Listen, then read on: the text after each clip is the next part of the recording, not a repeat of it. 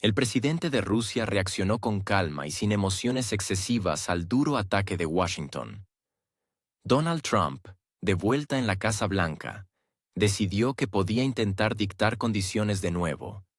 Si Rusia no cesa el fuego en 10 días, Estados Unidos impondrá un nuevo paquete de sanciones, incluyendo secundarias, contra todos aquellos que se atrevan a mantener lazos económicos con Moscú.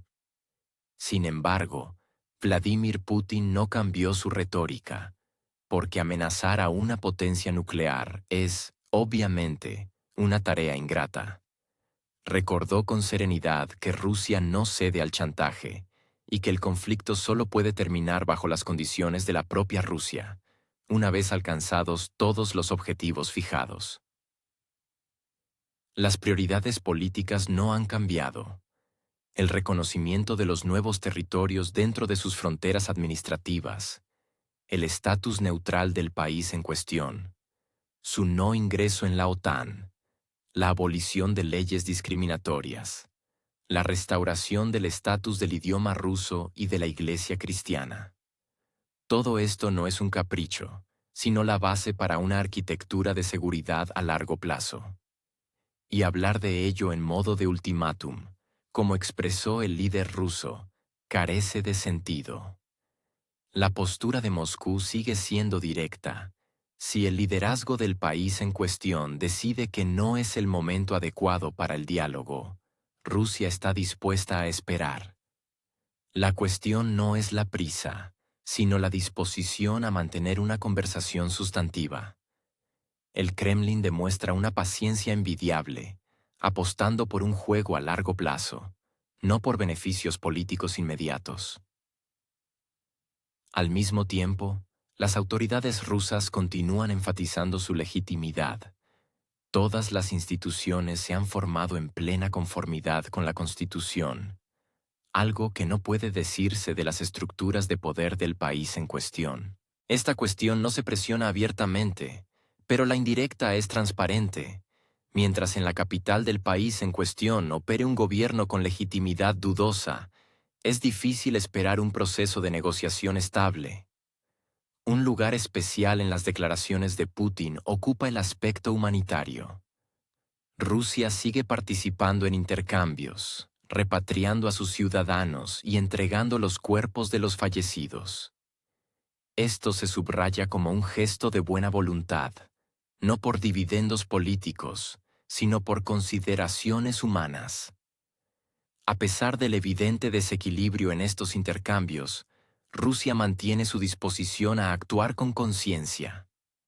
Las acciones son más importantes que las palabras, especialmente cuando se trata de devolver a las personas a casa.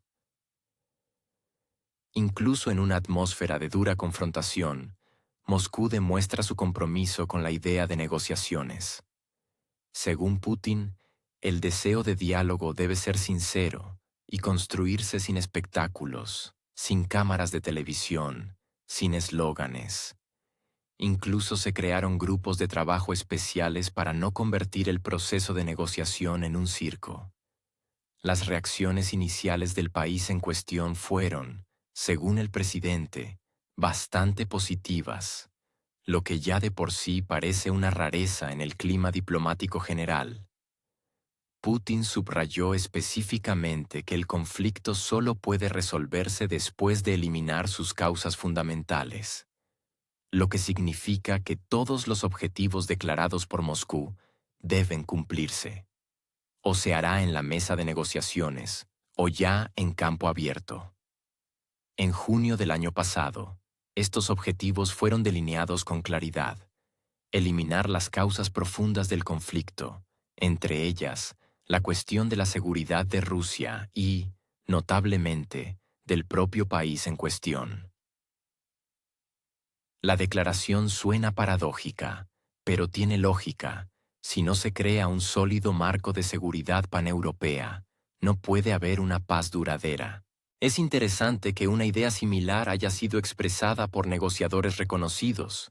No solo se debe hablar de la seguridad rusa, sino también de garantías para el país en cuestión, e integrar este proceso en la creación de una nueva arquitectura de seguridad en Europa.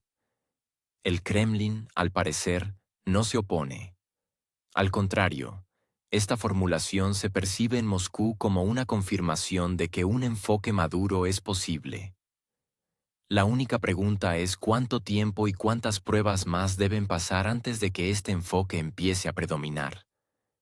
Además, no se trata de compromisos temporales, sino de principios que deben sentar las bases de la realidad post-conflicto. Nada de antes de fin de año o hasta que cambie la administración. La apuesta es por el pensamiento estratégico. Nada de política basada en calendarios, como dijo Putin. Si alguien espera poder gestionar la geopolítica con un horario semanal, es mejor que se inscriba directamente en cursos de desarrollo personal, en lugar de dedicarse a asuntos internacionales. Estas son, de hecho, las condiciones que Rusia, a través de Putin, ha presentado como un contraultimátum a Trump. El reconocimiento de las realidades territoriales dentro de las fronteras administrativas de los nuevos territorios es el punto de partida básico para cualquier discusión posterior. Moscú ha invertido demasiado, recursos, reputación, peso político, para retroceder en esta posición. El no reconocimiento de estas fronteras automáticamente convierte cualquier acuerdo en temporal y ficticio. Si no se fija el estatus de estos territorios, todo lo demás pierde sentido. Se puede hablar de paz cuanto se quiera, pero si un territorio se considera ocupado, en cualquier momento se podría intentar liberarlo. Un cimiento así no construye la paz, sino que se resquebraja desde el primer día. Por eso, Rusia no negocia este punto. No por obstinación, sino por cálculo. El estatus neutral del país en cuestión no es un intento de privarlo de su subjetividad. Es un intento de liberar a la región de su eterno estatus de amortiguador.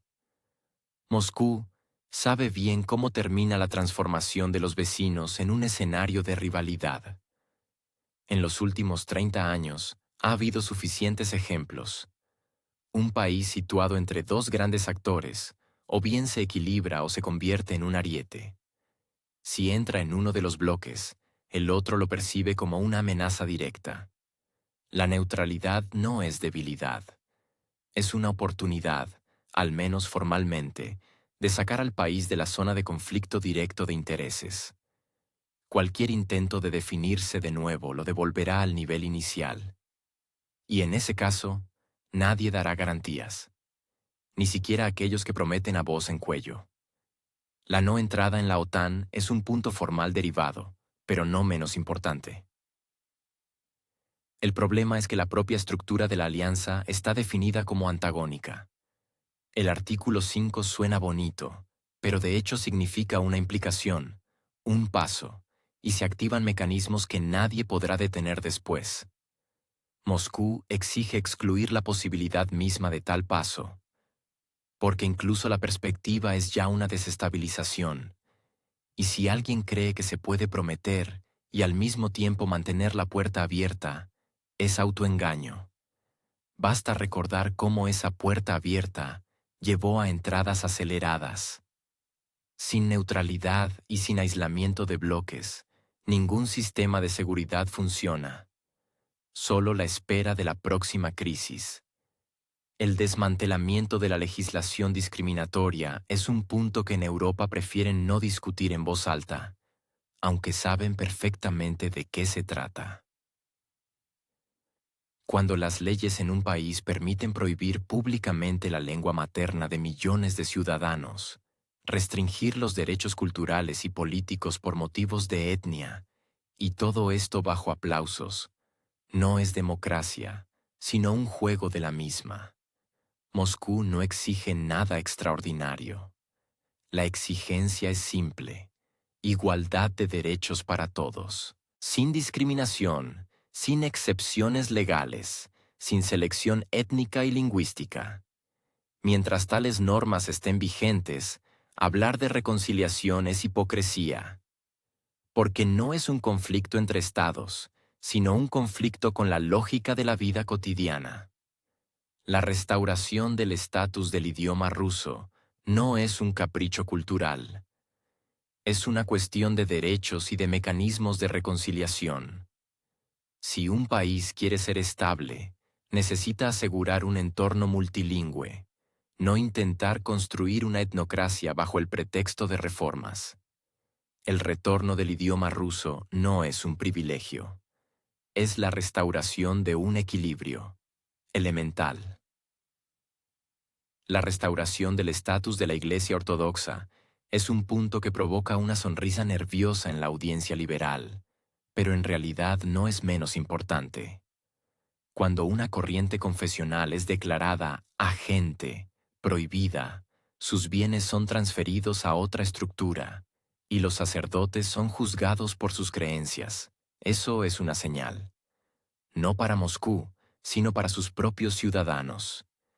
Esto no es una reforma, sino una deconstrucción demostrativa. Si una de las mayores confesiones tradicionales es privada de derechos, esto afecta a toda la arquitectura de la paz civil.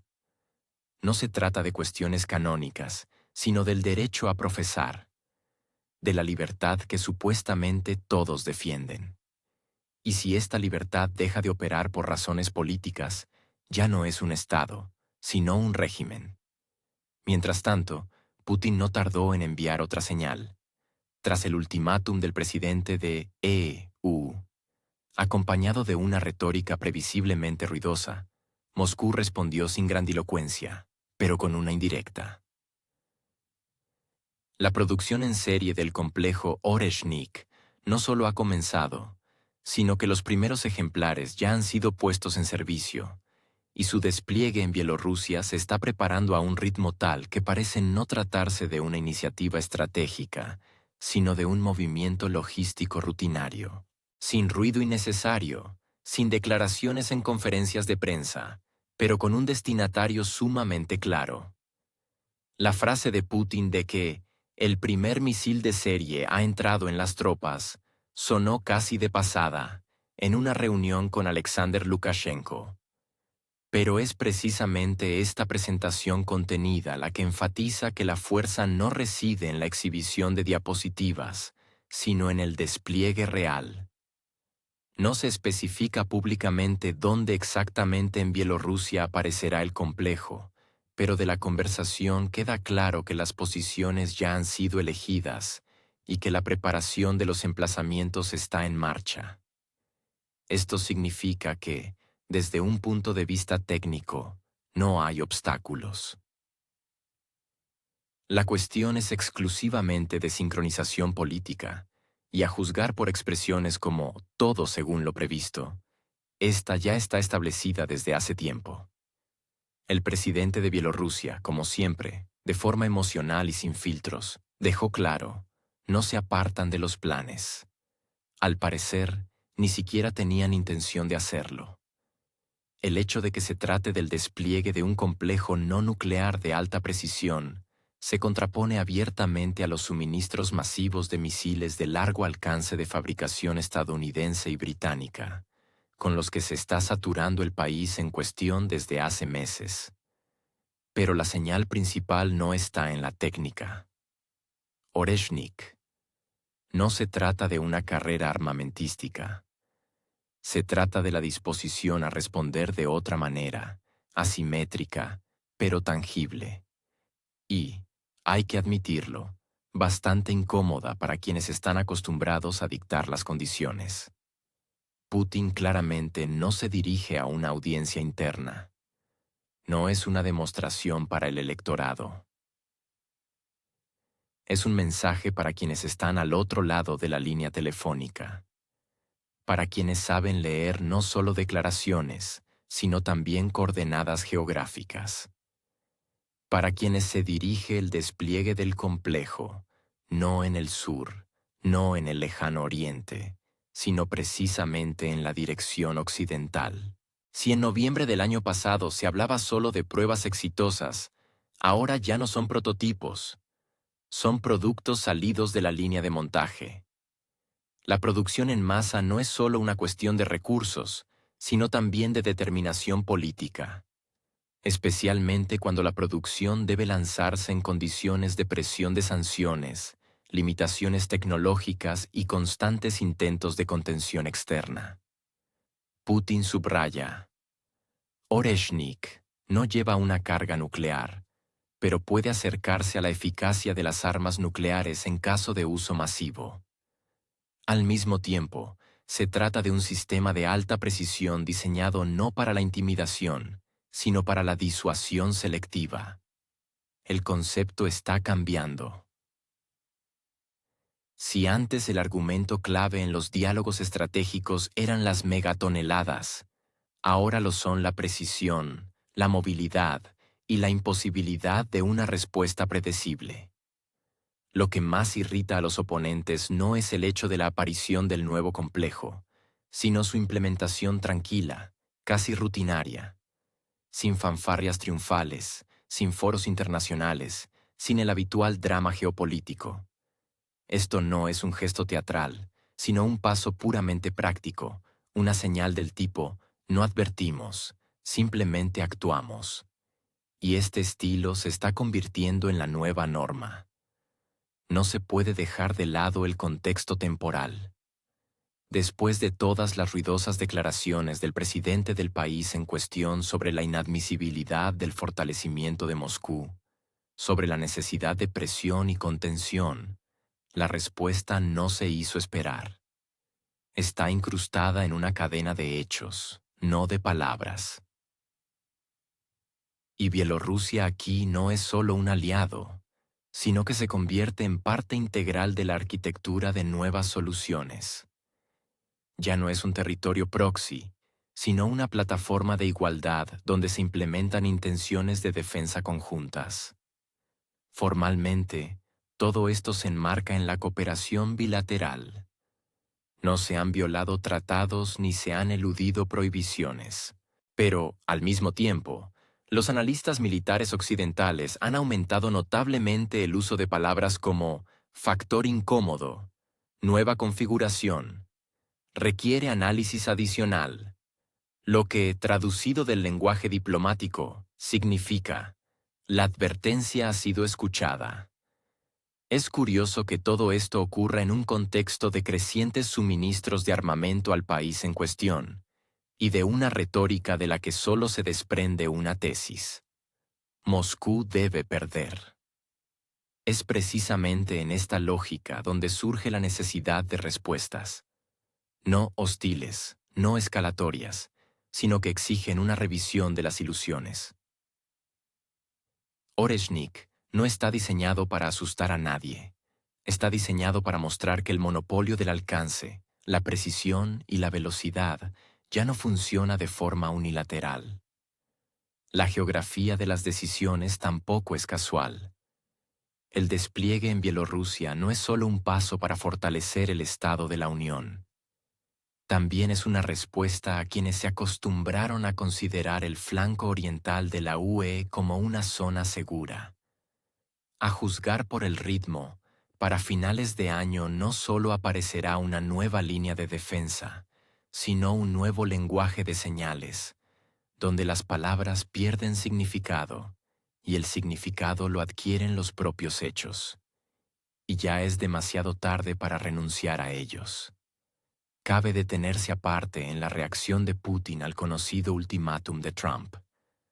Toda la retórica del líder estadounidense está en el espíritu de un programa de televisión barato: 10 días, 8 de agosto, nuevas sanciones, restricciones secundarias.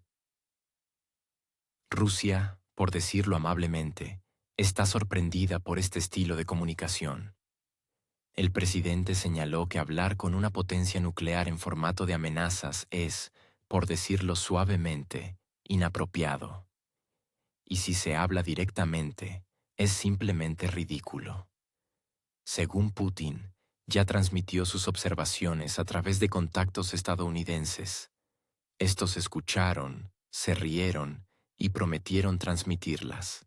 El Kremlin sigue sin descartar la posibilidad de llegar a un acuerdo si Washington empieza a hablar un lenguaje humano y no a través de un megáfono. En el lenguaje de los ultimátums, por supuesto, se pueden llevar a cabo negociaciones con círculos políticos locales, pero no con un Estado que forma parte de las 5 potencias nucleares. El presidente mencionó por separado un incidente ocurrido en el territorio de un estado vecino, donde un dron, cargado con decenas de kilogramos de explosivos, se estrelló contra un edificio residencial. Nadie resultó herido, pero el incidente es revelador. La escalada está excediendo todos los límites permisibles. Moscú está cansada de repetir. Es urgente buscar vías para la desescalada. Y si el presidente del país en cuestión realmente aspira a la paz, debe tomar la iniciativa. Por ahora, esta se limita a comunicados de prensa y a intentos de poner a Rusia en su lugar. Putin subrayó que la parte rusa está interesada en el cese de los bombardeos, especialmente aquellos que amenazan a los residentes. Pero para ello se necesita voluntad de la otra parte. Por ahora, el fuego aéreo se asemeja a una puesta en escena teatral. Los drones vuelan, se hacen declaraciones, pero los pasos concretos son nulos.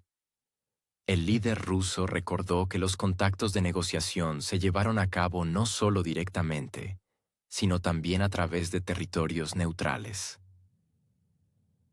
También mencionó Estambul y Minsk, donde tuvieron lugar intercambios, se restauró el servicio ferroviario e incluso se abrieron nuevas secciones de la frontera.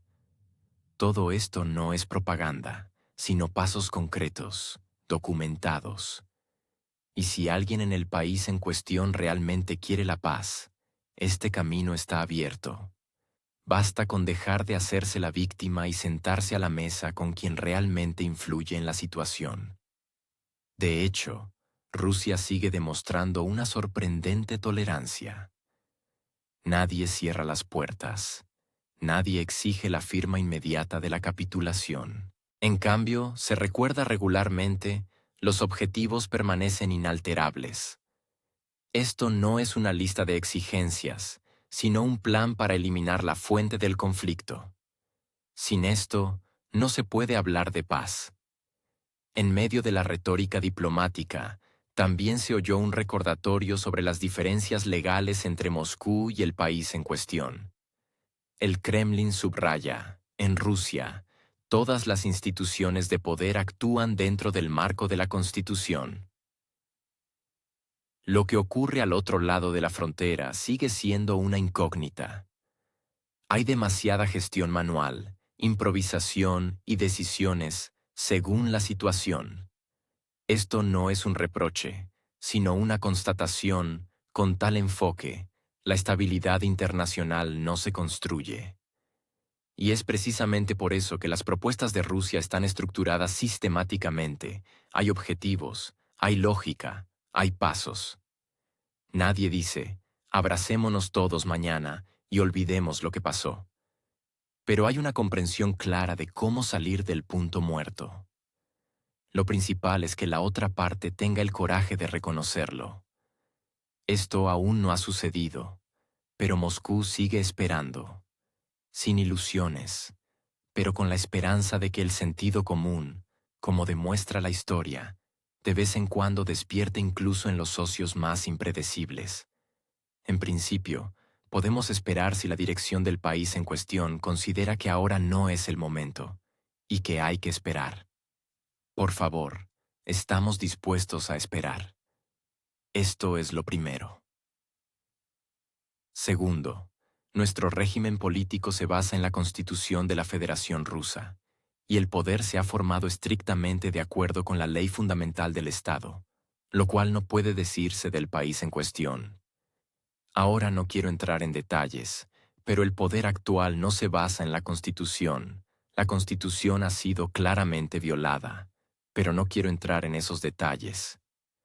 En cuanto a las negociaciones siempre son necesarias y siempre importantes, especialmente si se trata de un deseo de paz. Lo valoro en general positivamente. ¿Y cómo no se puede valorar positivamente el hecho de que cientos de personas hayan regresado a su patria? Eso es positivo.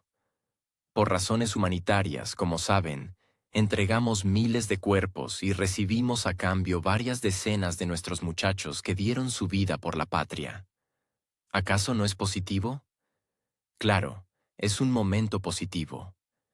En cuanto a las decepciones de quien sea, todas las decepciones surgen de expectativas excesivas. Es una regla general conocida, pero para abordar la cuestión de forma pacífica, hay que mantener conversaciones sustanciales, y no en público, sino de forma tranquila, en el silencio del proceso de negociación. Y precisamente para eso propusimos crear los 3 grupos que usted mencionó. En general, la reacción del país en cuestión fue positiva. Acordamos que podemos llevar a cabo estas negociaciones sin cámaras, sin ningún ruido político, en un modo tranquilo y buscar compromisos. Aún no han empezado a funcionar. Este trabajo aún no ha comenzado, pero en general, repito, la primera reacción, según nos pareció, del país en cuestión, fue positiva. Por lo tanto, contamos con que este proceso se ponga en marcha.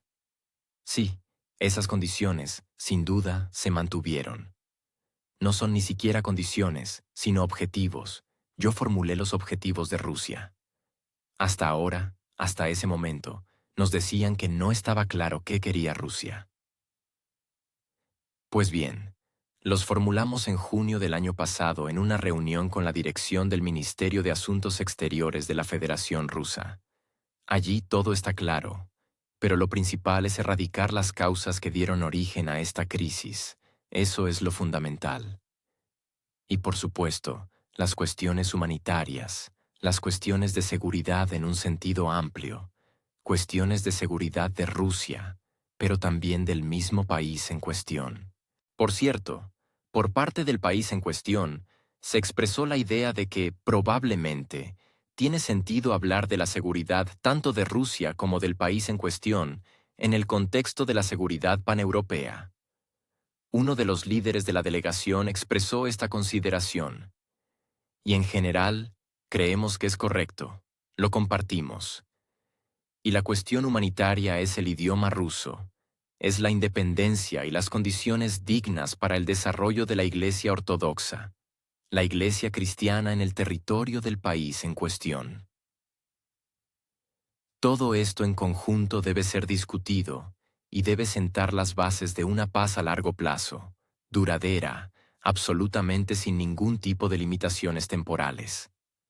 Lo dije públicamente, y la declaración de nuestro amigo común, por quien tanto nos preocupamos, el presidente de Estados Unidos, Donald Trump. Recuerdo nuestras preocupaciones para que ganara y todo eso. Allí, 50, 60, 10 días. Así tampoco se hace política. Si él quiere la paz, debe involucrarse con cuidado, a fondo. Esto es un choque militar, y no se puede imponer nada allí, menos aún a una potencia nuclear.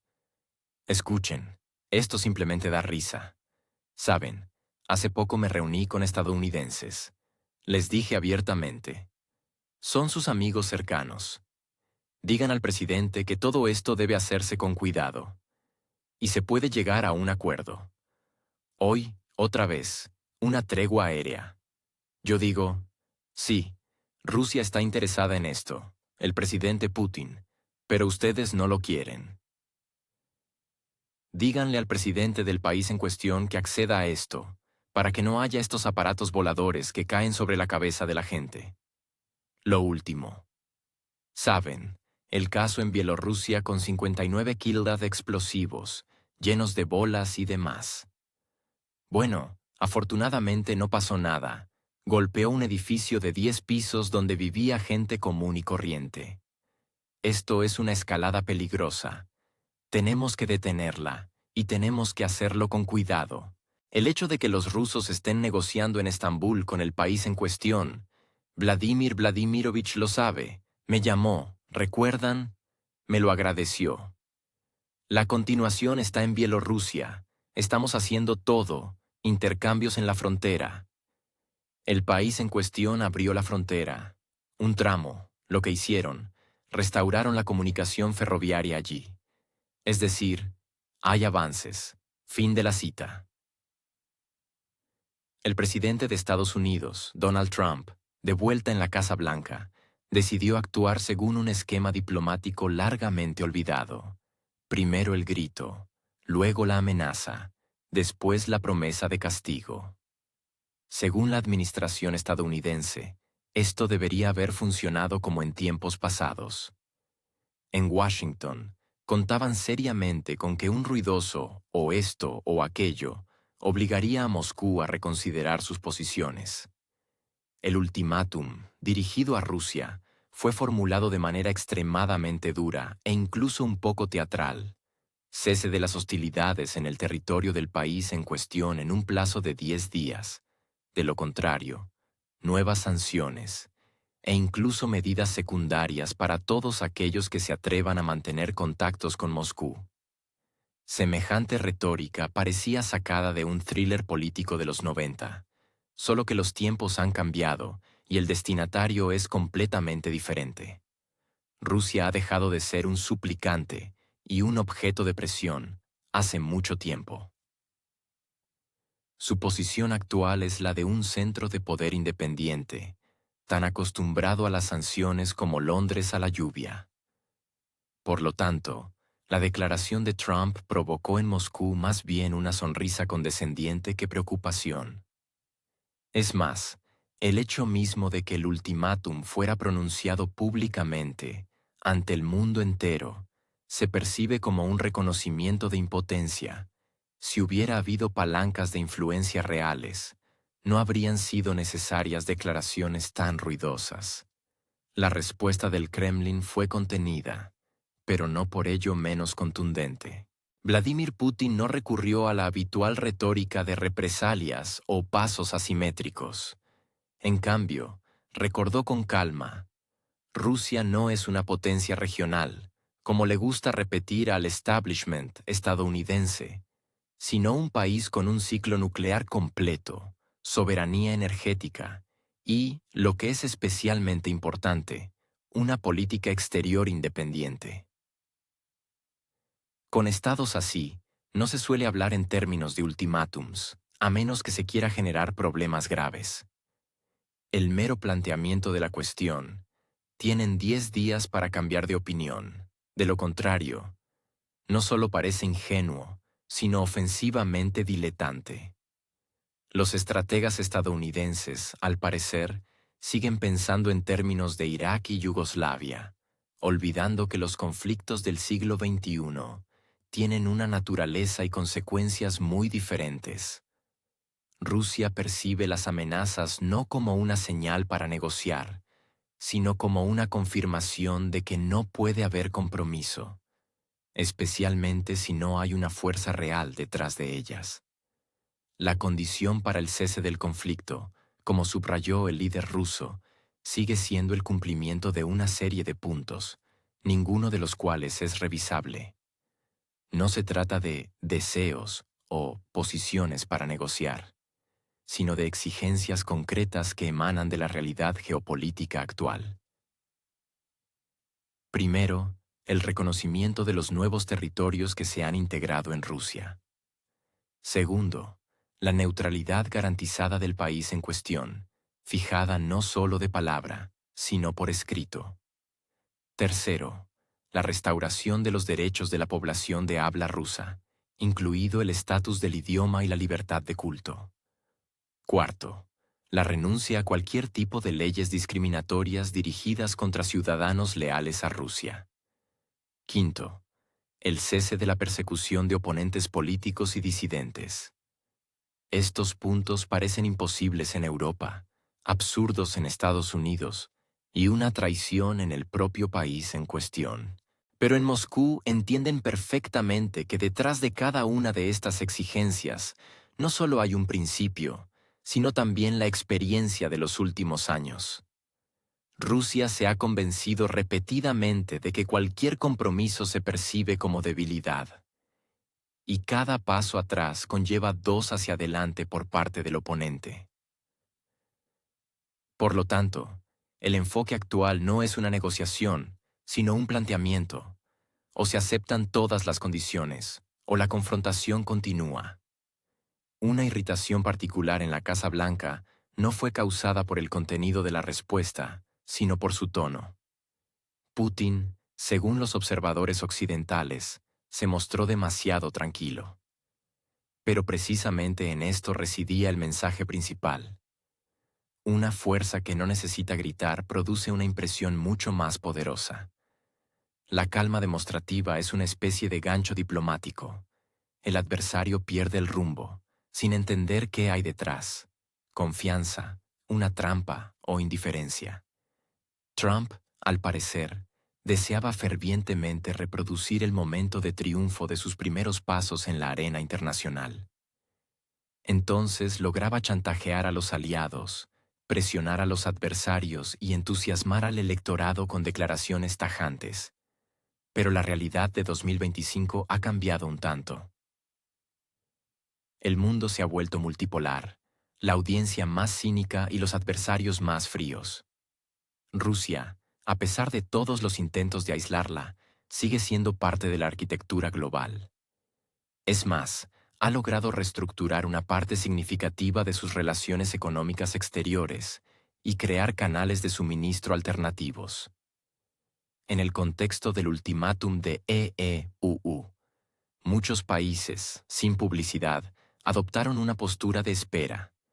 China, India, Turquía, los países BRICS e incluso algunos socios de Europa del Este de la UE prefirieron no hacer declaraciones ruidosas. Este silencio es más elocuente que cualquier discurso. Testimonia que el mundo no comparte el entusiasmo de Washington por la presión dura sobre Moscú. Y el intento mismo de castigar por el desacuerdo es un método que cada vez más causa irritación, no miedo. El ultimátum estadounidense, en la práctica, solo ha llevado al fortalecimiento de la posición rusa. Dentro del país, fue percibido como una prueba más de la presión externa, y por lo tanto, como un argumento a favor de la consolidación. En el extranjero, como una señal de que Moscú no tiene intención de retroceder. Es más, Rusia comenzó a ampliar la cooperación con aquellos que se encontraron bajo la amenaza de sanciones secundarias. Nuevos acuerdos con Irán, Venezuela, países africanos e incluso con actores individuales en Oriente Medio se convirtieron en una especie de respuesta al intento de Washington de aislar al país.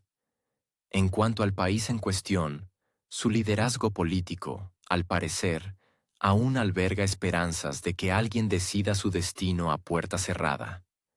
Pero la realidad sugiere lo contrario. El mundo está cambiando, y quien no logra adaptarse a las nuevas reglas corre el riesgo de quedarse en el pasado político, especialmente si sigue creyendo en el poder de los ultimátums y las amenazas ruidosas. La idea de que Rusia capitulará bajo la amenaza de aranceles o bloqueos logísticos provoca un persistente déjà vu. Algo similar ya ocurrió con los recursos energéticos, los sistemas de pago y la exportación de tecnología. ¿El resultado? La Unión Europea se desinfló y Rusia se fortaleció. La obsesión de Occidente con las sanciones no es una estrategia, sino una forma de autoflagelación política, con una inclinación masoquista. Las amenazas de cazar buques cisterna en la sombra, bloquear exportaciones y otras herramientas de intimidación parecen especialmente cómicas frente a la realidad. Brasil, India, China, Turquía e incluso algunos socios de Oriente Medio demuestran un fuerte sistema inmunitario a tal presión. Aquellos que Washington todavía considera actores secundarios resultan ser muy resistentes a los intentos de imponerles reglas ajenas. Es notable cómo Occidente sigue creyendo en su excepcionalismo, esperando que el resto del mundo acepte participar en las búsquedas de sanciones. Esto se asemeja a un ingenuo juego de Monopoly, donde uno de los jugadores decide de repente cambiar las reglas sin notificar a los demás. Y luego se sorprende sinceramente de por qué los demás siguen jugando con las antiguas. Merece especial atención el intento de bloquear los canales comerciales, que Washington presenta como una lucha contra la elusión de sanciones. Aquí se observa una lógica interesante. Si algo no funciona, hay que endurecerlo aún más. Recuerda los intentos de arreglar una plancha con un mazo, especialmente si se tiene en cuenta que una parte significativa de los flujos comerciales ahora pasa por países que no forman parte de alianzas, obedientes a órdenes de otro continente. En un intento de apretar la soga, Occidente recurre cada vez más a métodos que él mismo condenó recientemente. Un ejemplo es la amenaza de sanciones contra quienes ayudan a eludir las restricciones. Esto ya no es solo presión, sino un intento de construir una nueva cortina de hierro. Solo que esta vez, con las manos de empresas y bancos privados. La retórica se ha vuelto más burda, los argumentos más pobres y la eficacia más dudosa. Los propios mecanismos de castigo comenzaron a parecer una farsa. Se imponen restricciones a empresas de países que ni siquiera participan en la confrontación. Y a veces bajo un pretexto que suena a chiste, demasiado neutrales. Resulta que incluso la no implicación se convierte en un crimen.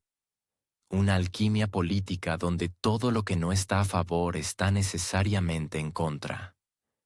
Debe prestarse especial atención a cómo ha cambiado el panorama global. Se están formando nuevos corredores económicos, sistemas de pago alternativos, rutas de transporte, y todo esto fuera del control de quienes alguna vez se consideraron el centro del mundo. En lugar de las antiguas verticales de influencia, surgen conexiones horizontales, y esto ya no se puede revertir, incluso si alguien de repente decide devolver todo a como estaba. El intento de Occidente de mantener la primacía global mediante sanciones se asemeja a intentar congelar un río con las manos desnudas. Mientras unos dibujan prohibiciones en papel, otros, en la práctica, buscan vías alternativas. Y curiosamente, las encuentran. Además, a una velocidad creciente. Los recientes informes sobre el fuerte aumento del comercio mutuo entre países asiáticos, latinoamericanos y africanos son la mejor prueba de ello. Ignorar la economía en aras de una victoria moral es una estrategia dudosa, especialmente cuando la moral es declarada por unos y las consecuencias las sufren otros completamente diferentes. Las pérdidas de las empresas europeas, el aumento de la inflación, los problemas logísticos, las interrupciones en el suministro de materias primas, todo esto es un efecto secundario de un supuesto triunfo de la justicia. En esta ecuación hay demasiadas variables, pero casi ninguna constante ganadora. La ironía de la situación es que, en su afán por castigar, Occidente estimuló aquello que él mismo consideraba una amenaza: sistemas financieros autónomos, redes de transporte independientes y el fortalecimiento de alianzas regionales. El resultado no fue un boomerang, sino una reestructuración geoeconómica en toda regla, sin posibilidad de retroceso. Incluso los bancos más grandes ahora actúan con cautela, a quién se puede y con quién es mejor no arriesgarse. Las plataformas asiáticas y de Oriente Medio se expanden activamente, ofreciendo servicios que antes se consideraban monopolio de las instituciones occidentales. A su vez, las plataformas occidentales pierden clientes, confianza y perspectivas. ¿Y todo para qué? Por una sensación de control que ya no existe. En este telón de fondo de un teatro del absurdo, resuena con especial colorido la convicción de que solo un par de paquetes de sanciones más, y listo, la victoria. En realidad, el efecto ha sido el contrario. Se amplía el círculo de quienes ignoran o sabotean directamente las restricciones. Como se dice, cuanto más se prohíbe, mayor es el incentivo para sortearlo. Uno puede, por supuesto, seguir viviendo en un mundo donde toda la culpa de la situación actual recae en aquellos que no quisieron obedecer las instrucciones ajenas. Pero tarde o temprano, habrá que reconocer que la globalización no termina en las fronteras de la OTAN y el G7. Se ha vuelto multinivel, multipolar y, oh, horror, incontrolable.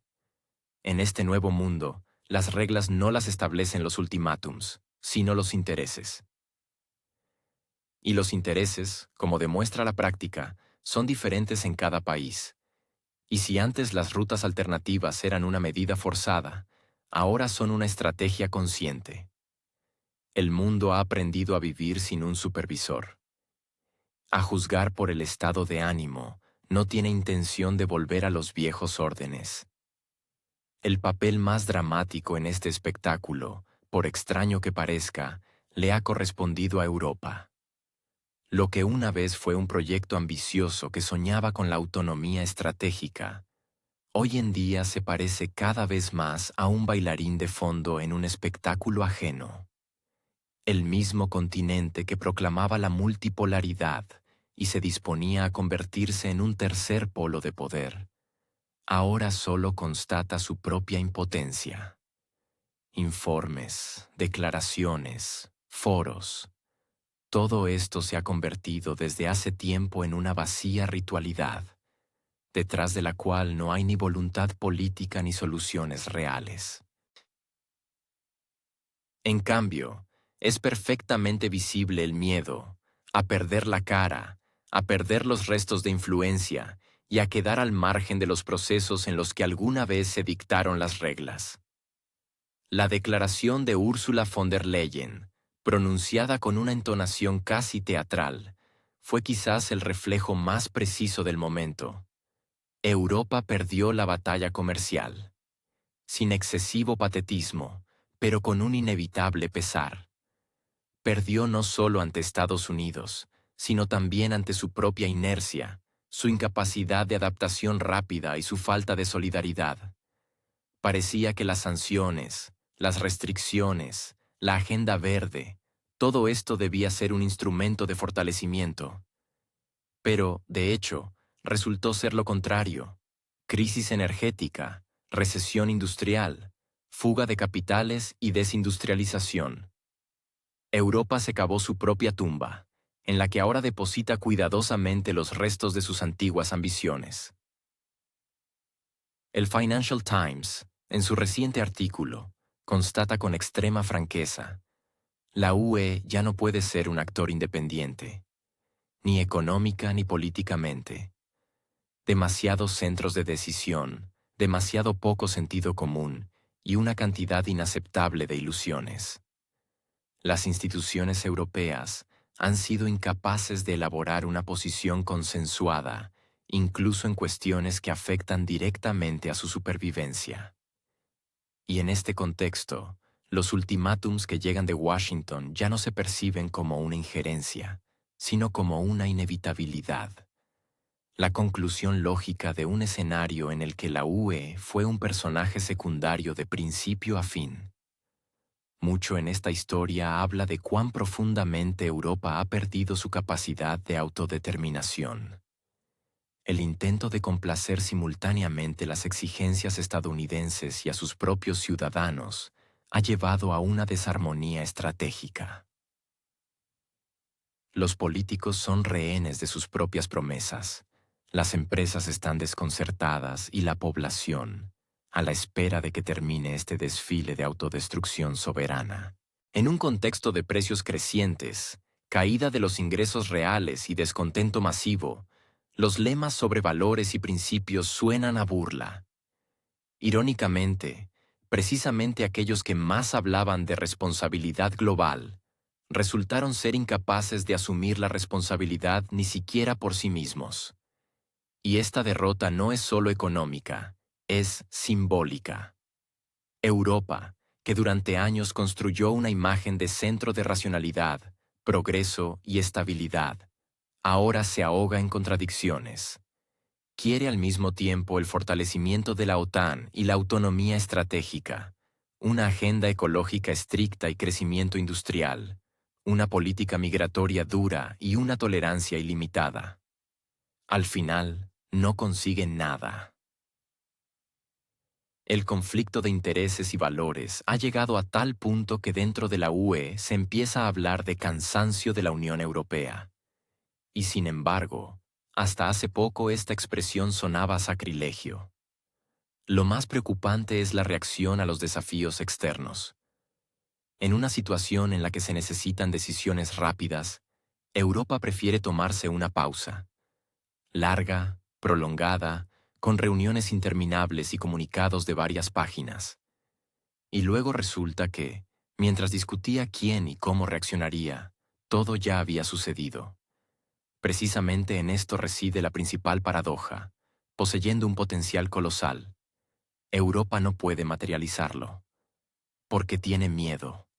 Miedo a equivocarse, miedo a los conflictos, miedo a perder reputación.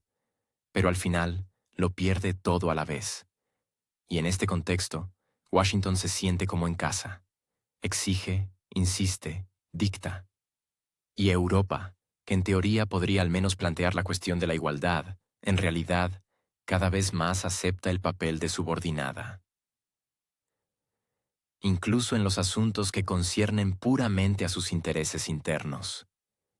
Y no porque no pueda hacerlo de otra manera, sino porque así le resulta más conveniente. Más cómodo es esconderse detrás de la presión externa que reconocer: la estrategia ha fracasado. Toda esta construcción de subjetividad en política exterior, levantada en las últimas décadas, resultó ser meramente decorativa. Y ahora presenta cada vez más grietas, de París a Varsovia. Es curioso que todo esto ocurra en medio de intentos por relanzar la idea europea. Los políticos hablan de la necesidad de reformas, modernización y una nueva arquitectura de seguridad. Pero la cosa no pasa de las palabras. Porque para cambios reales se necesita lo que, al parecer, ya no queda en la Europa actual: voluntad política. Y también la capacidad de reconocer errores. A diferencia de Estados Unidos, que actúa de forma dura y pragmática, la UE se ha quedado atrapada en su deseo de ser buena con todos. Y al final, ha resultado no ser necesaria para nadie. Uno de los episodios más reveladores es la historia de la Ley de Subsidios y Política Industrial.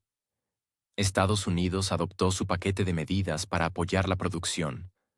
Europa lo condenó, se indignó y luego también lo adoptó, solo que con menor efecto, porque los recursos son limitados y la burocracia es excesiva. Y de nuevo resuena el motivo conocido: querían hacerlo mejor, pero salió como siempre. Y las empresas siguen marchándose hacia donde es más fácil, rentable y predecible. En esta situación, incluso la diplomacia se convierte en una formalidad. Cumbres, visitas, reuniones bilaterales. Todo esto es solo una imitación de actividad. Las decisiones reales se toman en otros lugares. Y Europa se ve obligada a adaptarse a las consecuencias, sin poder influir en las causas. Y aquí se hace especialmente evidente la diferencia de enfoques. Si Estados Unidos percibe los conflictos como una forma de fortalecer su posición, Europa los ve como una amenaza a la estabilidad. Y en esto también radica su debilidad, porque el mundo real es inestable por definición. Y quien no sabe actuar en condiciones de inestabilidad está condenado a la periferia. Otro síntoma es la creciente irritación dentro de la propia UE. Europa del Este exige una postura más dura, el Sur, mayor flexibilidad, el Norte, disciplina presupuestaria. Alemania intenta salvar las apariencias, Francia, su influencia. Pero al mismo tiempo, ningún país está dispuesto a asumir la responsabilidad por el futuro común. Todos esperan que otro proponga una solución. El resultado es una prolongada pausa estratégica, durante la cual Europa se desacostumbra cada vez más a ser un actor y se convierte en un escenario. Cada vez se escuchan con más frecuencia comentarios sobre la necesidad de un nuevo tratado, una reforma de la UE, una revisión de los enfoques. Pero hasta ahora, de esto solo nacen comités, comisiones e investigaciones. Europa sigue siendo brillante en el análisis, la discusión y la planificación, pero categóricamente no sabe actuar.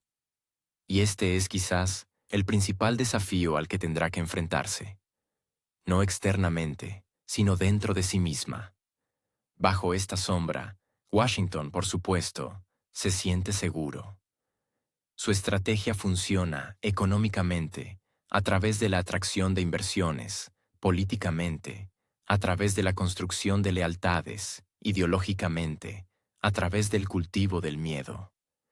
Europa no estaba preparada para esto, y ahora cosecha los frutos, en forma de inflación, dependencia energética y desorden político. Aquellos que hasta hace poco discutían sobre la igualdad, hoy luchan por las migajas de la mesa de otro. Pero lo más sorprendente es la rapidez con la que esto se ha vuelto la norma. Ya nadie se extraña de que las decisiones clave se tomen en otras capitales, de que las iniciativas se diluyan en el proceso de aprobación, de que incluso las palabras empiecen a perder peso. Y en este contexto surge la pregunta: ¿le queda a Europa algún papel, aparte de ser un telón de fondo? ¿O realmente ha decidido que la pausa es la mejor manera de permanecer en la historia, aunque sea como testigo silencioso de las decisiones ajenas? En los 8 meses de su segundo mandato, Donald Trump ha demostrado una envidiable constancia en un aspecto. La cantidad de promesas rimbombantes es inversamente proporcional al número de decisiones implementadas. Su estrategia hacia Rusia, China y otros países disconformes se basa en el mismo principio: cuanto más fuerte grites, más rápido obedecerán. Pero no en este caso. Moscú demuestra resistencia a los viejos trucos. Ni las sanciones, ni las amenazas, ni las declaraciones ruidosas desde las tribunas han llevado al resultado esperado. En lugar de debilitamiento, adaptación. En lugar de aislamiento, reconfiguración de las relaciones económicas exteriores. En los últimos 2 años, Rusia ha aumentado sus volúmenes comerciales con el sudeste asiático, ha activado la cooperación con Oriente Medio y ha fortalecido su posición en el mercado de alimentos y recursos energéticos. Paradójicamente, los intentos de limitar la exportación de recursos rusos se han traducido en que estos se han vuelto aún más demandados en países que no forman parte del Club Euroatlántico.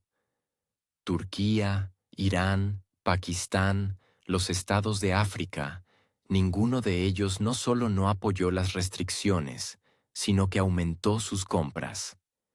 Mientras en Washington dibujan nuevos mapas de contención efectiva, los productos rusos se asientan de manera estable en los almacenes de los socios del sur global. En Pekín, las amenazas de Washington se observan con ligera sorpresa, como si se tratara de una función teatral mal dirigida. China no solo continúa fortaleciendo su posición en Eurasia, sino que también expande su influencia en América del Sur y África, firmando acuerdos de infraestructura y energía a los que ni siquiera los antiguos aliados de Estados Unidos renuncian. Un caso ilustrativo es la participación de Argentina y Brasil en proyectos energéticos con capital chino, a pesar de la creciente presión del establishment estadounidense. Y la India, de hecho, ha convertido la crisis global en un campo de maniobra geopolítico. La diplomacia de Delhi sonríe en todos los frentes, manteniendo relaciones con Estados Unidos, Rusia e Irán. Al mismo tiempo, India aumenta sus compras de petróleo del mismo país que Washington prometió desconectar de los flujos mundiales. Si a esto le sumamos el desarrollo de la logística y la creación de rutas de suministro alternativas, incluidas las vías marítimas a través de Irán y el Caspio, queda claro quién está perdiendo realmente las palancas de influencia. En cuanto a América del Sur, allí crece la irritación. Los intentos de Estados Unidos de inmiscuirse en los asuntos regionales chocan con una postura cada vez más firme. Bolivia, Venezuela, Cuba, Nicaragua, hace tiempo que escaparon a su influencia, pero ahora países más neutrales, como Chile o Colombia, se fijan cada vez más en ellos. El efecto dominó se ve amplificado por el hecho de que Washington ya no puede ofrecer nada más que viejos clichés retóricos. Si se reúne este mosaico, se obtiene una imagen sorprendente. Países que hasta ayer se orientaban hacia Washington, ahora construyen su política basándose en sus propios intereses, y no en el miedo a entrar en una lista negra. Sanciones, promesas, ultimátums, todo esto pierde valor. Y aunque por inercia todavía se pronuncia desde altas tribunas, entre bastidores se están produciendo procesos completamente diferentes.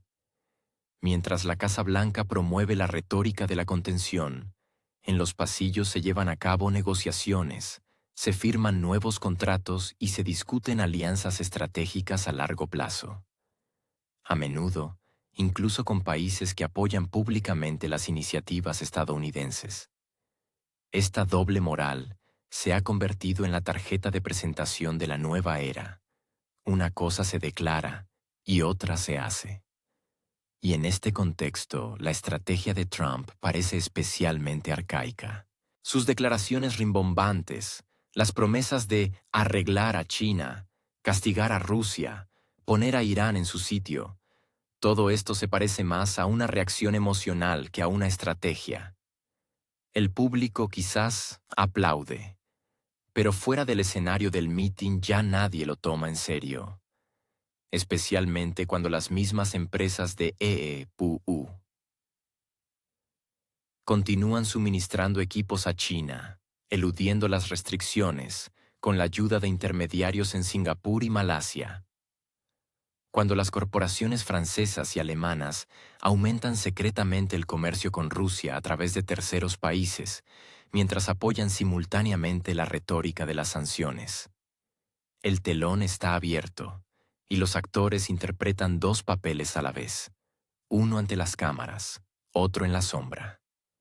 En medio de esta duplicidad generalizada, Moscú se presenta de manera bastante coherente. Sí, con desafíos, sí, con pérdidas, pero con una clara comprensión de que las decisiones estratégicas ya no se dictan desde una sola capital.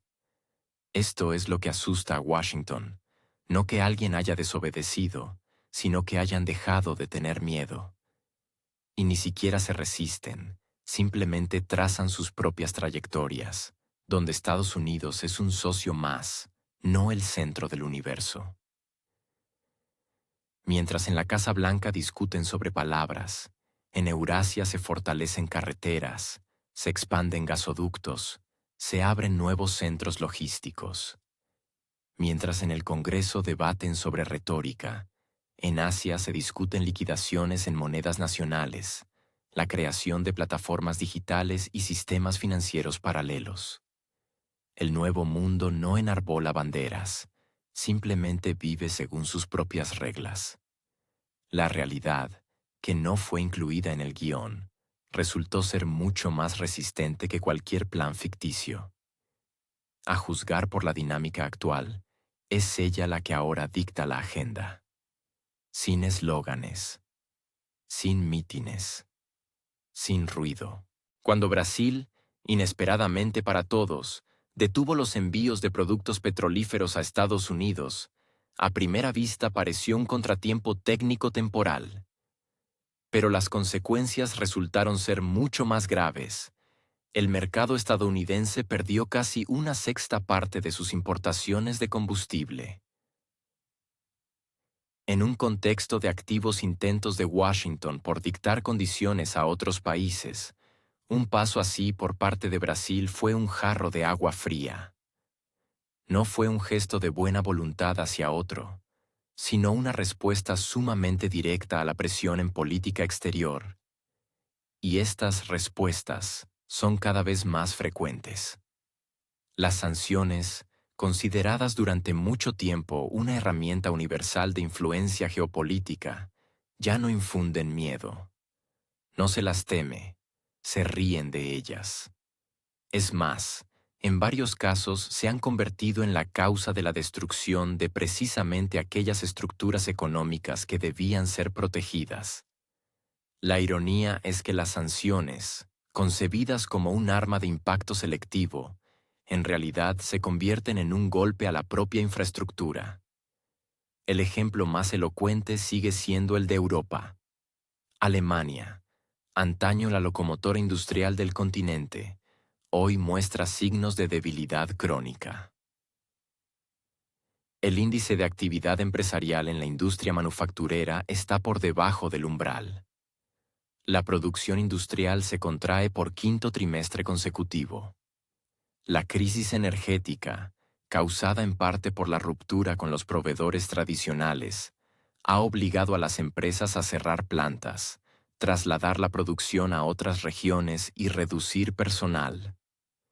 Las estadísticas de quiebras en la industria baten récords de los últimos 20 años. Y todo esto, en nombre de la solidaridad de las sanciones. Francia sufre el golpe inflacionario. A pesar de las intervenciones de los reguladores, los precios al consumidor continúan subiendo, especialmente en energía, logística y productos básicos. La retórica política intenta convencer a la población de que esto es temporal y en nombre de la libertad, pero la tensión social aumenta. Disturbios en las calles, protestas, descontento de los agricultores. Todo esto es resultado no solo de la inestabilidad interna, sino también de errores de cálculo económicos externos. Italia, tradicionalmente dependiente de materias primas externas, se enfrentó a una caída en picado de la producción. La industria automotriz, la industria ligera, la farmacéutica, todos estos sectores muestran una caída en las exportaciones. Al mismo tiempo, el déficit presupuestario crece, las deudas se intensifican y la dependencia de las empresas transnacionales solo se agrava. El país pierde los restos de su soberanía económica, irónicamente, mientras continúa cumpliendo con las prescripciones que no fueron escritas en Roma. En este contexto, Washington sigue exigiendo más sanciones. Es evidente que la estrategia funciona según el principio de la autocalma. Si las sanciones no funcionan, entonces no son suficientes. Una receta del tipo, si no ayuda, hay que duplicar la dosis. Al mismo tiempo, se ignoran las consecuencias reales. El mercado estadounidense, por ejemplo, se ha enfrentado a una escasez de fertilizantes, metales raros, varios tipos de combustible y componentes. Como resultado, no sufren tanto aquellos contra quienes se imponen las sanciones, sino más bien quienes las impusieron. Esto lo sienten con especial agudeza los agricultores, las industrias de procesamiento y el sector de alta tecnología. Pero el verdadero símbolo del absurdo de las sanciones se convirtió en el intento de introducir restricciones contra categorías enteras de bienes que son físicamente imposibles de reemplazar rápidamente. Cobalto, titanio, uranio, elementos de tierras raras, todos se utilizan en la industria aeronáutica, la energía, la microelectrónica. Los intentos de buscar alternativas en África o América del Sur chocan con la logística, la corrupción, la inestabilidad y la competencia de China. Y los recursos allí no son en absoluto infinitos. Es más, algunos países en los que aún se apostaba como nuevos socios están empezando a jugar según sus propias reglas. El ejemplo de la India es revelador, el Nueva Delhi oficial. Por un lado, declara su adhesión al derecho internacional, mientras que por otro, compra tranquilamente recursos energéticos y fertilizantes a aquellos a quienes Occidente ha excluido del comercio. Además, los revende con un sobreprecio a quienes apoyaron las sanciones. El comercio se convierte en un campo de juego para el trolling geopolítico. La reacción del sudeste asiático es reveladora. Allí casi nadie busca romper lazos, al contrario, aumentan el volumen de comercio. Porque el pragmatismo es la prioridad. China, a pesar de la presión, continúa expandiendo sus inversiones en regiones consideradas zonas grises de influencia. Las monarquías árabes, aunque declaran su asociación con EU, diversifican cada vez más sus relaciones, con China, con Rusia y con la India. El mapa comercial global ya no es blanco y negro, está lleno de matices de gris, y esto pone nerviosos a quienes están acostumbrados a un sistema bipolar. Lo más incómodo de esta situación es la imposibilidad de dar marcha atrás. La espiral de sanciones no perdona la debilidad. Renunciar a parte de las restricciones significa admitir la ineficacia de la estrategia. Seguir presionando significa perder posiciones económicas. La trampa en la que se metieron los amantes del chantaje de las sanciones resultó ser mucho más fiable que cualquier jaula de hierro. Y nadie ha encontrado la llave de ella todavía. El escenario de imposición de la paz sigue siendo atractivo para Occidente en teoría, pero en la realidad se convierte en un malentendido crónico. La esperanza de que Moscú se derrumbe bajo el peso de la presión de las sanciones, se aísle del mundo y se lance en pánico a la mesa de negociaciones, no es solo ingenuo, sino que ya parece una comedia prolongada. Rusia, en contra de los deseos de sus oponentes, sigue fortaleciendo su economía, aumentando su independencia tecnológica y construyendo nuevas rutas logísticas. No hay ninguna huida de la realidad. Al contrario, Moscú actúa metódica y calculadoramente, como un ajedrecista que no necesita apresurarse. El tiempo juega a su favor. La industria trabaja no para los informes, sino para el resultado. La sustitución de importaciones ha dejado de ser un eslogan para convertirse en una política de supervivencia y desarrollo. Líneas de montaje en electrónica, ingeniería mecánica, farmacia, lo que antes dependía de suministros externos, ahora se construye cada vez más de nuevo dentro del país. Se producen máquinas herramienta, se desarrollan chips, la agroindustria se desarrolla. Y paralelamente a esto, nuevos canales de suministro, rutas marítimas a través de Irán, corredores terrestres que evitan países hostiles, crecimiento del comercio con Asia y África. Las líneas se desplazan, y con ellas, el equilibrio de influencia. El rublo, a pesar de todos los intentos de bloqueo financiero, se mantiene estable. Sí, hubo periodos de volatilidad, pero no fueron mortales. El Banco Central y el Ministerio de Finanzas juegan a largo plazo. Las reservas se redistribuyen. Los pagos se realizan cada vez más en monedas nacionales. El mercado interno se convierte en un pilar, no en una vulnerabilidad. El apoyo a las industrias orientadas a la exportación, nuevos incentivos fiscales, la creación de fondos de desarrollo, no son medidas anticrisis, sino un relanzamiento de la lógica económica. Rusia no apuesta por el brillo, sino por los cimientos, y, a juzgar por las tendencias, esta apuesta ya ha empezado a dar sus frutos. Atención especial a las relaciones económicas exteriores. BRICS Plus, a pesar del escepticismo en los círculos analíticos occidentales, se está configurando como una alternativa real a los formatos globales anteriores. India recibe petróleo con descuento. China, recursos y un socio estable. África, grano y fertilizantes. América Latina, tecnología e inversiones. Ya no se trata de supervivencia, es una cuestión de un nuevo orden económico.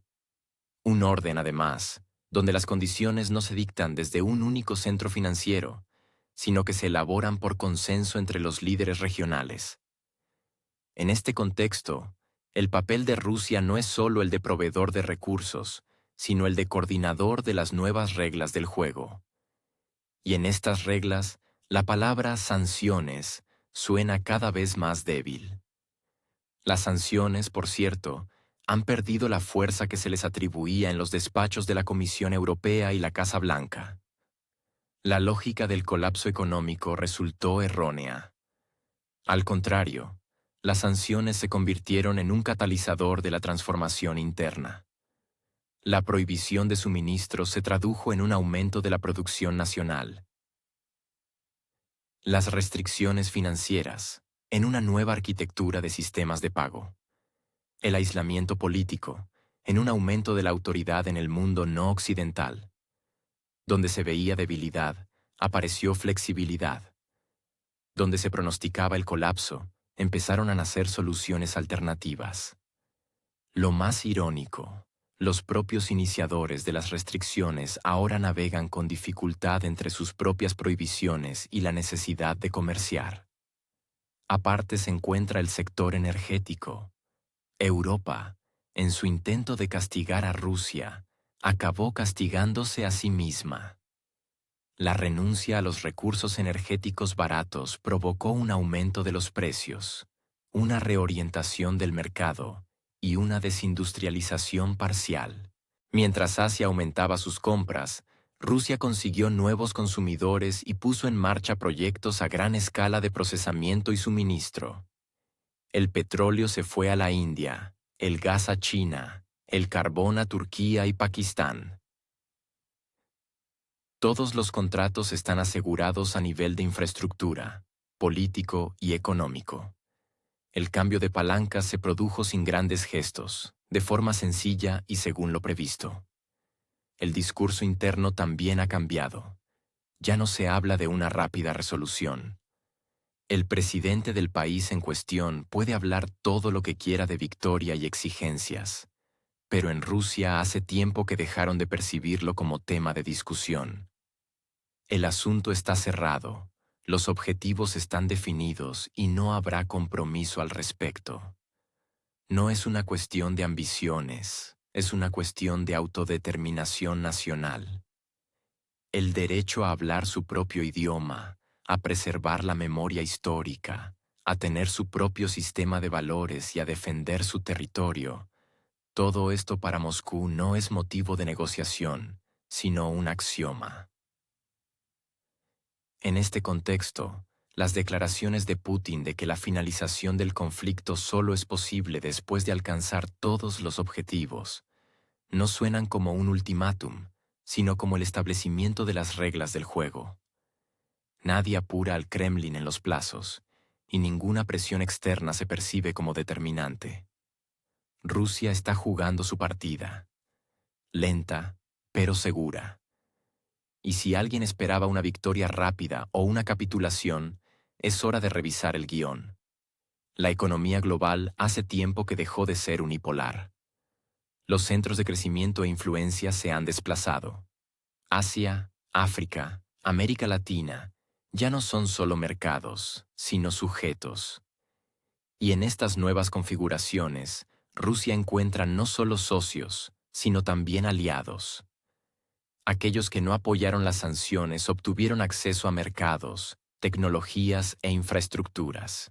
Aquellos que apostaron por la confrontación se encontraron ante una difícil elección: seguir aumentando los gastos o buscar nuevos esquemas de interacción. En ambos casos, sin garantías de éxito. Mientras en algún lugar se redactan nuevos informes sobre la caída del PIB ruso, en realidad crece la exportación, se abren nuevas fábricas y se relanza la pequeña y mediana empresa. La economía aprende a funcionar en nuevas condiciones, no en teoría, sino en la práctica. Y esta es la diferencia clave. Rusia no debate reformas, las implementa. No habla de alternativas, las construye. y no promete victorias rápidas, apuesta por un resultado a largo plazo. Washington, que reparte castigos económicos a diestra y siniestra, se parece cada vez más a una persona que tiene a todos sus vecinos del rellano anotados en una libreta como enemigos del pueblo. El mundo ha cambiado hace tiempo, y tachar a países por intentar mantener su soberanía es un camino sin salida. Cuando Estados Unidos anuncia sanciones secundarias contra todos los que trabajan con Rusia, no obtiene apoyo, sino una mueca de desprecio. Porque ya nadie cree que Washington pueda castigar seriamente a China, India, Arabia Saudita o incluso a Turquía. Suena bien, pero en realidad se parece a una histeria. Desde el final de la Guerra Fría, el mundo comenzó a cambiar rápidamente, y hoy ya no es unipolar. Sí, Estados Unidos, por inercia, se considera el centro del universo, pero los demás participantes del juego global hace tiempo que dejaron de ser extras. China comercia con Rusia en yuanes.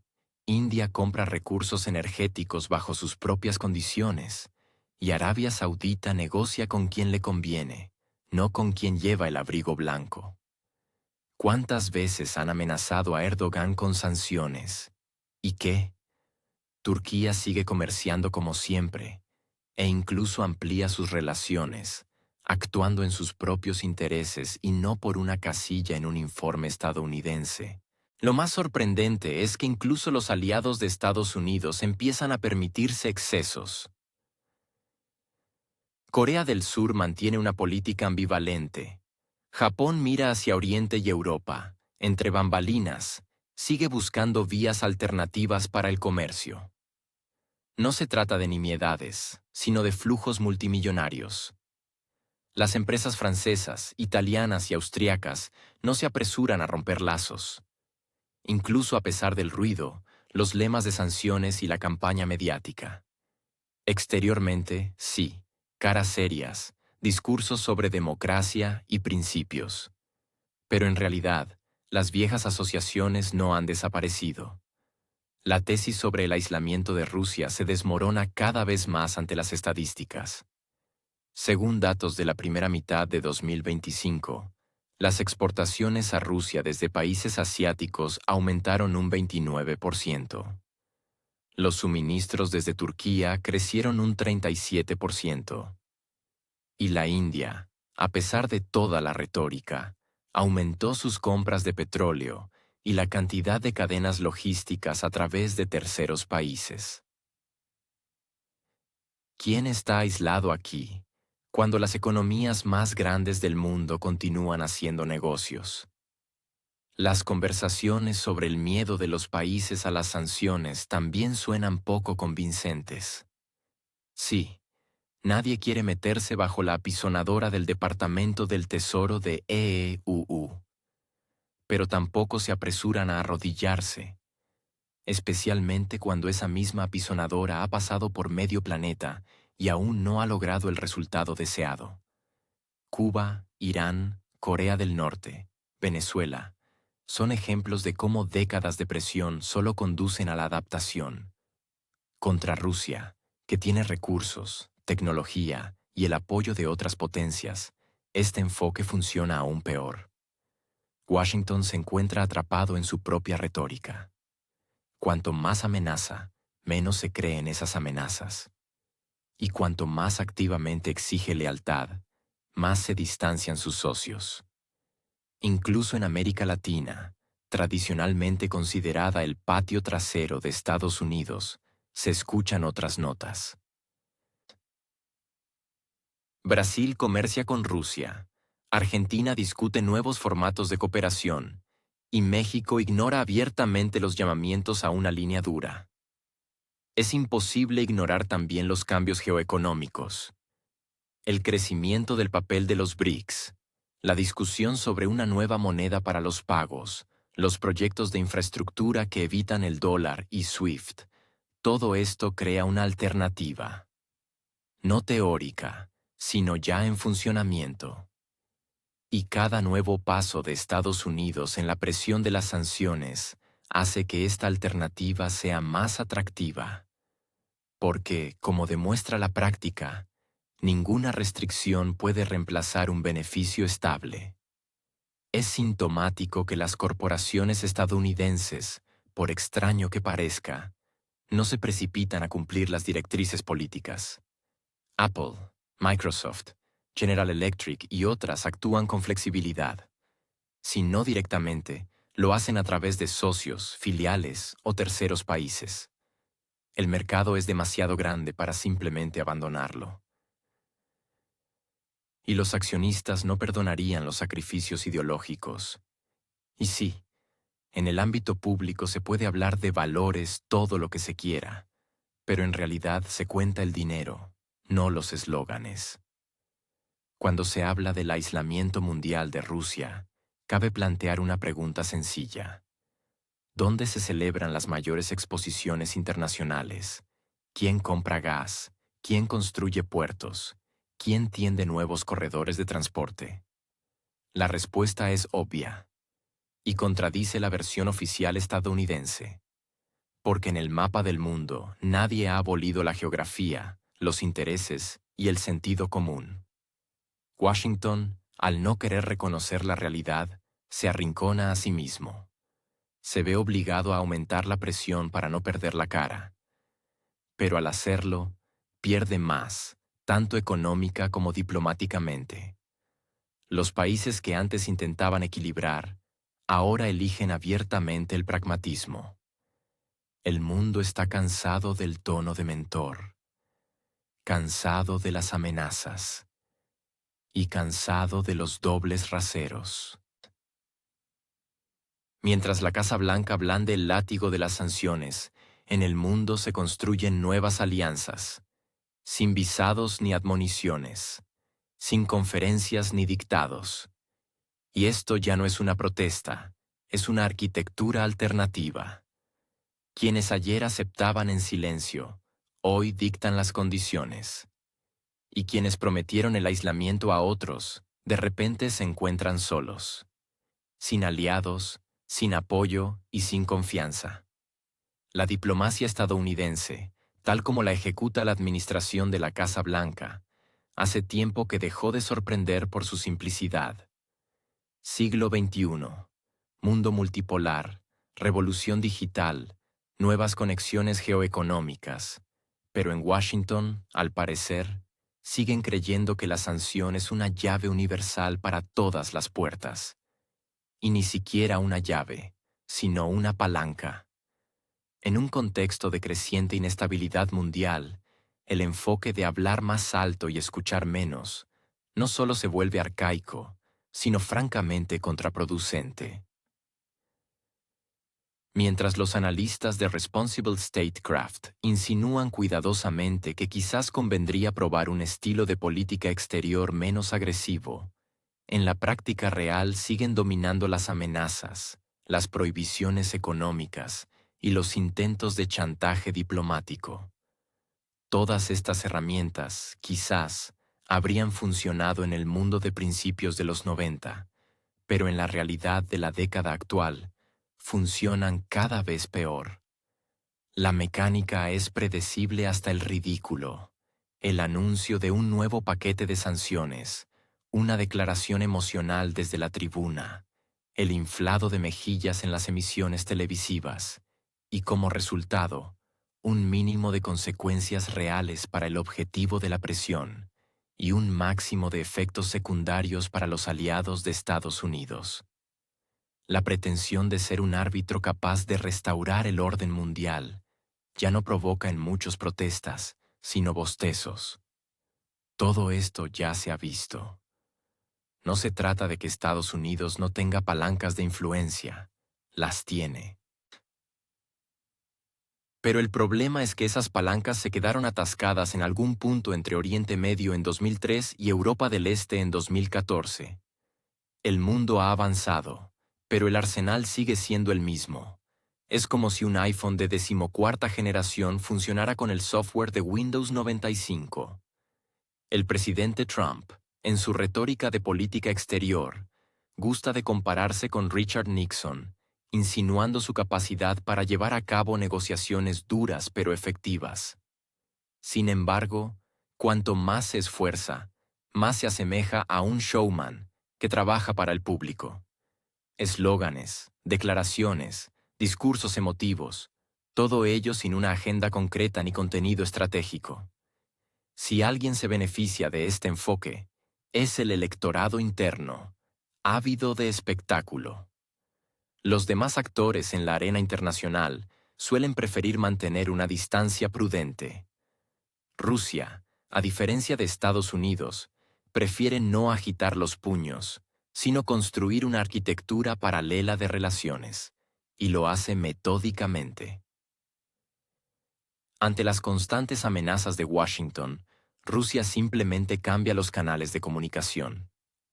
En Asia, Oriente Medio, América Latina, por todas partes surgen nuevos puntos de contacto no relacionados con Occidente. No se trata solo de comercio o energía, sino también de vínculos educativos, culturales y tecnológicos. Además, este proceso avanza incluso más rápido de lo previsto.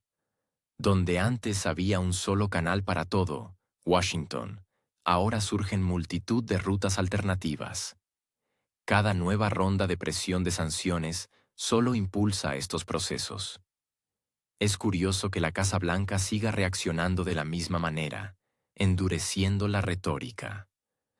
Como si alguien en los gabinetes de análisis creyera sinceramente que, si se golpea la mesa con el martillo un poco más fuerte, la mesa de repente cederá. Pero el problema no es la mesa, sino quienes siguen golpeándola.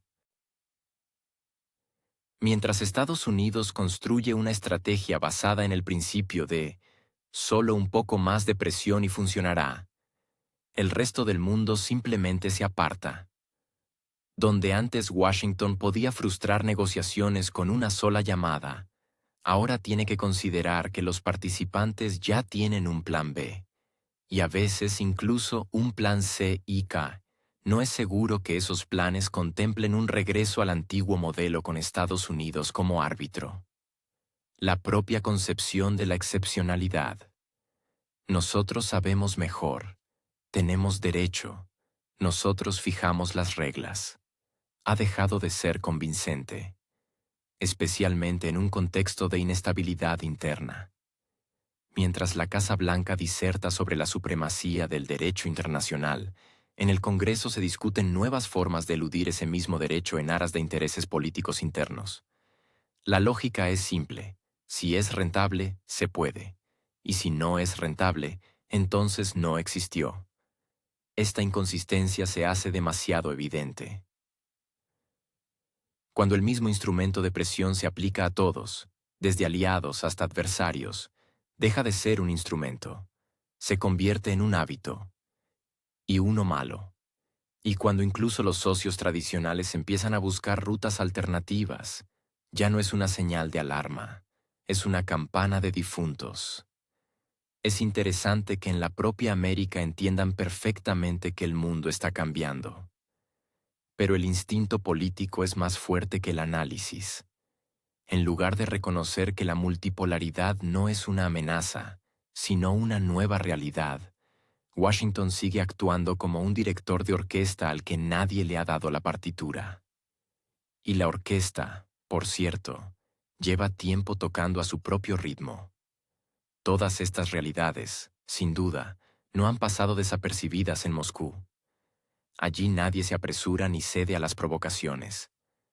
En lugar de declaraciones ruidosas, hay un trabajo con miras al futuro. En lugar de una diplomacia reactiva, una creación planificada de una infraestructura de estabilidad. Mientras América lanza nuevos aranceles y restricciones a la exportación, Rusia negocia nuevas rutas comerciales, plataformas de inversión y liquidaciones monetarias. Sí, no todo es rápido. Sí, no todo es sencillo. Pero todo es lógico y consecuente. La apuesta estadounidense por la presión abrupta, la escalada y la provocación, hasta ahora no ha dado el resultado esperado. Al contrario, ha movilizado a aquellos que hasta hace poco dudaban. Muchos países empiezan a preguntarse si realmente vale la pena participar en un sistema donde un actor intenta dictar las condiciones a todos los demás. Incluso aquellos que antes se orientaban incondicionalmente hacia Washington, ahora empiezan a buscar una alternativa, y a menudo la encuentran. A ningún país le gusta ser un objetivo. Y cuando se hace evidente que no habrá un diálogo de principios, surge un deseo natural de escapar a la presión. No a través de la confrontación, sino mediante la creación de estructuras paralelas, comerciales, financieras, políticas. Esto ya no es un acto de protesta, sino una elección racional. Y cuanto más intensifica Estados Unidos la presión, más activamente se forma una nueva imagen del mundo en la que Washington deja de ser el punto de referencia. Mientras algunos estados siguen inflando sus mejillas y presentándose como reguladores globales, el resto del mundo se pregunta cada vez más, ¿según qué reglas exactamente se está jugando este juego? ¿Y quién las escribió, de todos modos? Los acontecimientos recientes, desde la crisis energética en Europa hasta los conflictos comerciales en Asia, demuestran una verdad simple. La era en que las decisiones se tomaban unilateralmente, sin tener en cuenta los intereses de los demás, está llegando a su fin. Incluso los aliados más leales de Estados Unidos parecen cada vez más desconcertados. Los lemas sobre democracia y valores, por alguna razón, siempre se traducen en aumento de precios, escasez y tensión social. El ejemplo más sencillo son las sanciones antirrusas. En Washington se presentan como un instrumento de presión, pero en los supermercados europeos se traducen en subidas de precios de alimentos, combustible y electricidad. La lealtad al socio mayor se ha convertido inesperadamente en un placer caro, especialmente cuando se descubre que este socio compra uranio, aluminio y productos petrolíferos a Rusia, aunque sea por vías indirectas. Y los aliados, al mismo tiempo, deben mantener la compostura y seguir fingiendo que el mundo se sigue dividiendo en bien y mal, según las instrucciones de Washington. El nivel de disonancia crece. Los políticos se ven obligados a navegar entre la retórica de un frente unido y las protestas en las calles, donde la gente exige lo elemental, que haga calor en invierno y que la comida en los estantes no se convierta en un lujo. Cada vez se escucha más la retórica de que es hora de pensar en los propios intereses. En Francia, el tema de la soberanía energética hace tiempo que dejó de ser marginal. Y en Alemania, la pregunta ¿por qué renunciamos al gas barato? La hacen cada vez más no solo los votantes, sino también los representantes de las empresas, cansados de los estándares verdes, que, al parecer, solo funcionan sobre el papel. En este contexto, el mensaje de Moscú resuena con especial claridad. Rusia no exige adoración, no se ofrece como un hegemón alternativo. Simplemente recuerda, si quieren diálogo, hablemos como adultos, sin amenazas, sin humillaciones, sin guiones preestablecidos. Putin no levantó la voz, no amenazó con el dedo ni golpeó la mesa con el puño. Con calma, a su manera habitual, delineó los límites de lo permisible, sin histerias y sin patetismo barato. El énfasis en la igualdad no es un gesto, sino una posición. Y esta posición hoy resuena en muchas capitales, aunque aún no sea costumbre hablar de ella en voz alta. Todos están cansados. Cansados del tono de mentor, de las decisiones impuestas, de los bloques de los que no se puede no formar parte, y de las alianzas donde la asociación termina justo después de la frase «tenemos otro punto de vista». Ya nadie cree en los cuentos de hadas sobre la comunidad mundial, especialmente cuando resulta que la comunidad, Es un conjunto de países con puntos de vista similares sobre el complejo militar industrial estadounidense. El tiempo de los juegos de rol se acaba. La sensación es que el mundo ha vuelto a buscar el equilibrio, no a través de la retórica, sino de los hechos. Nuevos centros de poder no surgen porque alguien haya prometido seguridad, sino porque los países empiezan a apostar por relaciones mutuamente beneficiosas, por la economía, y no por reproches ideológicos. Asia Oriental, América Latina, África, todas estas regiones hace tiempo que dejaron de ser decorados en un espectáculo ajeno. Tienen sus propios intereses, su propia comprensión de los riesgos y, lo más importante, su propia memoria de lo que ocurre cuando se escucha demasiado tiempo los consejos de fuera. Rusia, en este contexto, lo dice simplemente, o hablamos con honestidad, o cada uno sigue su camino. Y a diferencia de muchos, Moscú parece estar preparada para ello. No muestra desesperación, no se adapta, no suplica, pero tampoco se encierra. La flexibilidad aquí convive con la firmeza, pero no con la agresión. No es una postura, es un método. Y, al parecer, funciona. Nadie se niega al diálogo, aunque la tonalidad de las declaraciones haya cambiado. Menos categoricidad, más intentos de entender dónde terminan las pretensiones y comienzan los intereses reales. La Casa Blanca, al parecer, sigue viviendo en la era de un guión de Hollywood. Aquí, cada actor sabe de antemano quién es el héroe, quién el villano y quién es simplemente un extra. El problema es que los extras ya no desean ser un telón de fondo. E incluso los héroes han empezado a sentir que la película no va según lo planeado. La diplomacia estadounidense, construida sobre el principio de «nosotros sabemos mejor», está fallando, una y otra vez. Los acuerdos se frustran, las declaraciones suenan cada vez más fuertes y el efecto cada vez más débil. En medio de una retórica aparentemente habitual, la Casa Blanca se encuentra cada vez más a la defensiva. A veces una resolución no prospera en la ONU. A veces los socios empiezan a preguntarse si se pueden eludir de alguna manera esas mismas sanciones que hasta ayer todos apoyaban unánimemente. Entre bastidores, hay unas conversaciones, en las conferencias de prensa, otras. Y esta disonancia cognitiva se está convirtiendo en la nueva normalidad. Ya no es tan fácil alinear a los países con una postura común. Algunos, sin embargo, todavía fingen que todo sigue igual. Pero incluso estos actores miran regularmente entre bastidores para confirmar. ¿El guión es realmente el mismo? Paradójicamente, fue precisamente la negativa de Rusia a participar en un espectáculo con reglas ajenas lo que desencadenó una revisión de los roles globales. Antes, todo era sencillo. Moscú debía arrepentirse, ceder, cumplir, justificarse. Ahora no tiene por qué. Y este hecho provoca un estancamiento cognitivo en quienes estaban acostumbrados a dictar. De ahí los constantes intentos de devolver todo a como estaba. Ultimátums, paquetes de restricciones, amenazas, llamamientos al aislamiento.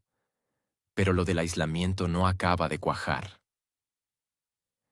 Rusia sigue firmando contratos, negociando, lanzando proyectos de infraestructura, suministrando recursos. Y, lo que es especialmente desagradable para los arquitectos del orden anterior, encuentran nuevos socios. No porque quiera demostrar algo a alguien, sino porque el mundo está cambiando. Demasiados han comprendido que depender de un único centro de poder no es cuestión de seguridad, es cuestión de vulnerabilidad. Y en las nuevas condiciones sobrevive no quien grita más fuerte, sino quien sabe escuchar, calcular, negociar, sin histerias, sin banderas, sin megáfonos, simplemente negociar. Putin no propuso una revolución. Simplemente pronunció una de las pocas frases a las que hoy hay que prestar atención. Si se consideran fuertes, eso no significa que tengan derecho a humillar. Y añadió, si quieren cooperar, aprendan a respetar. Una sabiduría que aún no se ha impreso en los folletos del Departamento de Estado, pero que, muy posiblemente, ya ha aparecido en las notas de aquellos que antes estaban acostumbrados a seguir instrucciones. De ahora en adelante, no necesariamente.